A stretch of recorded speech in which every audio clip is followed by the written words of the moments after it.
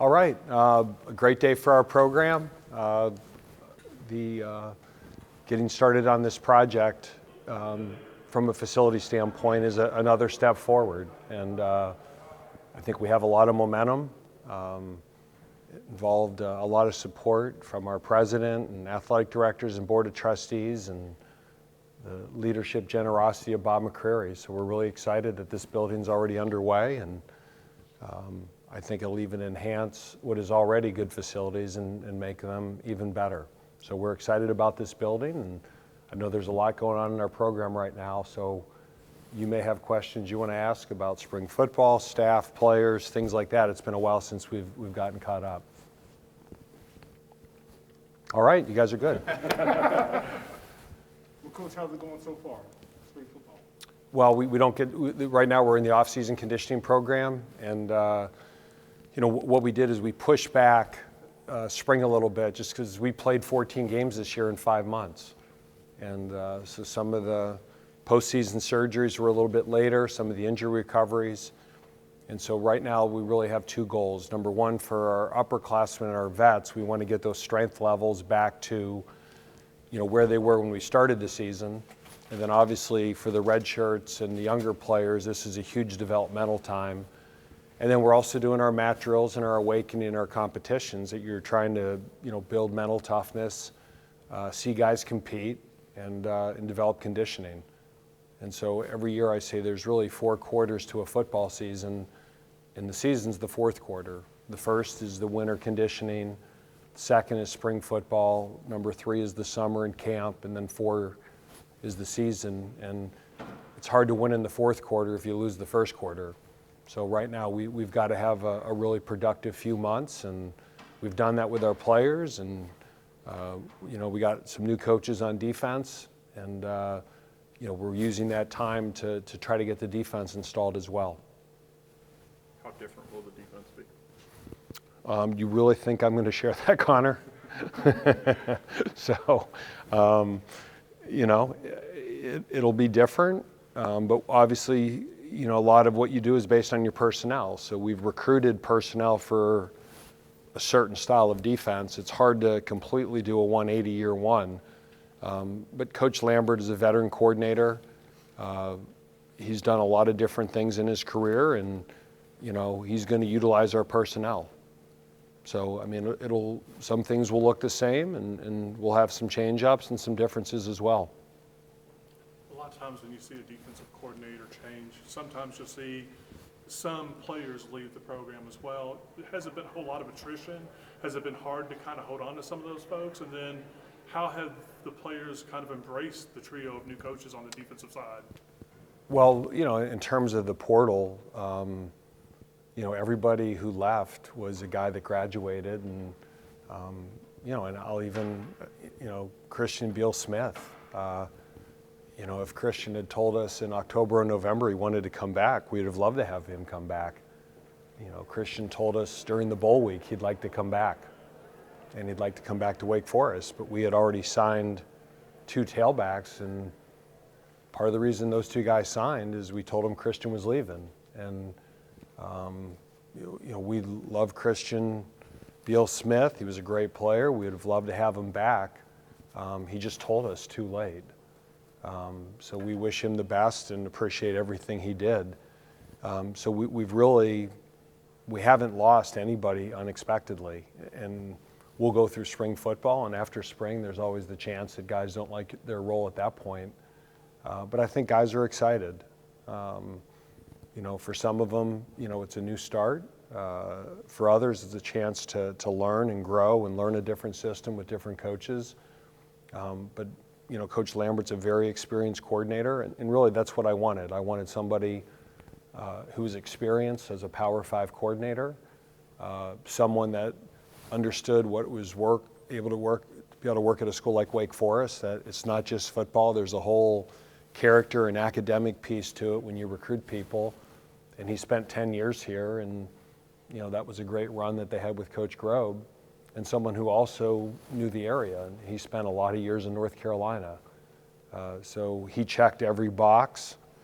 And then bringing James Adams back, to me, James is a guy I had in my list anyways. He's a Wake Forest guy that played here and, from the Raleigh-Durham area, worked at Charlotte with Coach Lambert, knows the area well. And then Coach Spencer was Coach Lambert's coordinator for him at Charlotte. And so you have this working relationship that these guys have been in games with each other and made adjustments with each other. And, keeping Coach Cohen and Coach Williams was critical to that as well. I think those two guys have done a great job developing their positions. So I'm excited about the changes. There'll be some bumps in the road like there always is. But I think from an experience standpoint, I'm really excited about the group of coaches we have, and I think our players are excited too. Dave, how would you assess the health or the depth of the program at this point? Are you guys still actually looking to add players in the portal? No, we're right now we're filled. That we're not a group that oversigns, and if a talent like Les Johns or Connor O'Neill went into the portal, as much as we'd be dying to get those guys here, we wouldn't have room for them. Now that could change after spring, but right now we're not in a position really to add anybody. As a coach, is it good to be in that position knowing that you're happy and pleased with the roster you have leading in the spring? I tell you what, right now roster management, good luck. It's, again, get me off the soapbox. I've talked about that enough. Right now it's impossible for us to manage rosters. That players, have the freedom to leave at any time, and, they have that right, and that's the portal. So I think we have 85. After spring, we could have 75 or 65.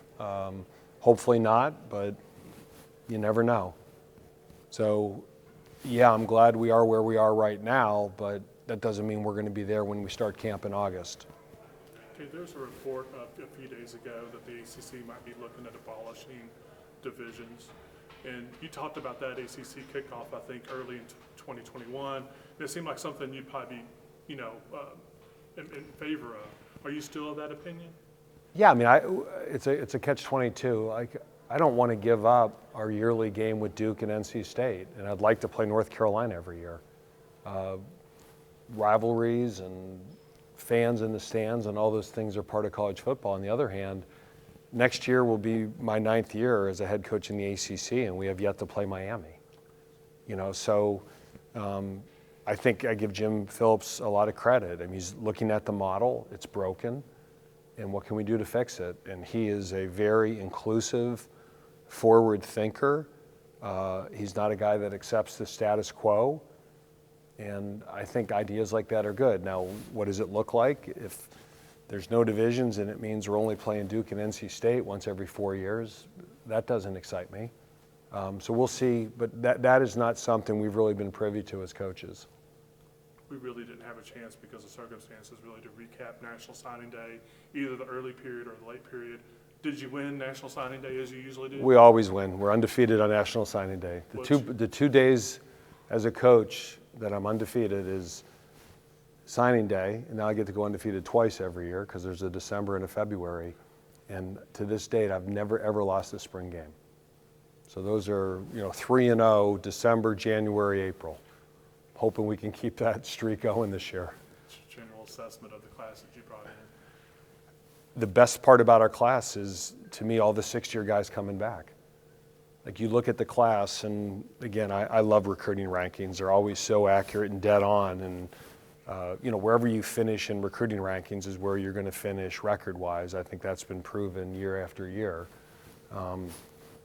So if you include in the recruiting class Sam Hartman, if you include in the recruiting class Loic Naya and Sean McGinn and Ryan Smenda and Rondell Bothroyd and Ja'Cory Johns, that class gets a lot better.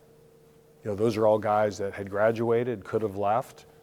And to me, the best part of our recruiting class is the fact that we only had 12 scholarships to go out and get high school players because of all the guys that wanted to come back.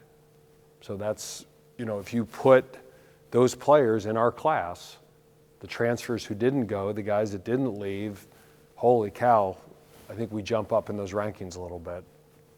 So, yeah, I liked our class. I feel really good about them. But, you know, Les, and I say this every year, we'll let you know in 3 years.